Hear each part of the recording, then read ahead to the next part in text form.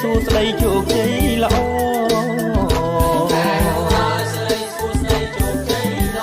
សម្រាប់បំផុតនៅពុទ្ធបរិទ្ធីបវរសេរីសួស្ដី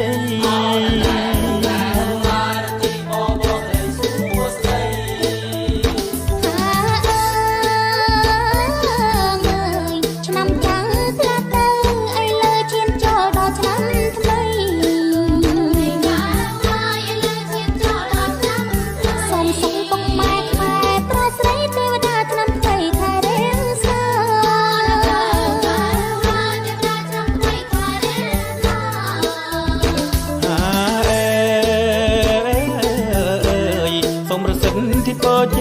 ជួនទៅពីស័យបានក្តីសុខាnămថ្មីចិនថ្មីល្អថ្លៃថ្លាកុំឲ្យសង្សារផ្លាំងប្រោថ្មី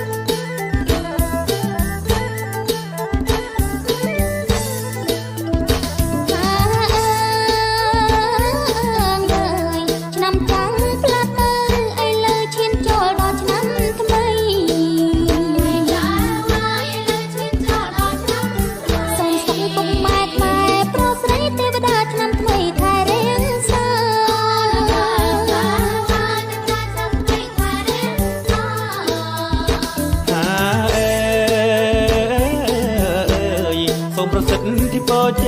ជួនទៅពីស័យបានក្តីសុខាnămថ្មីចិនថ្មីល្អថ្លៃថ្លាកុំឲ្យសង្សារផ្លាំងប្រោថ្មី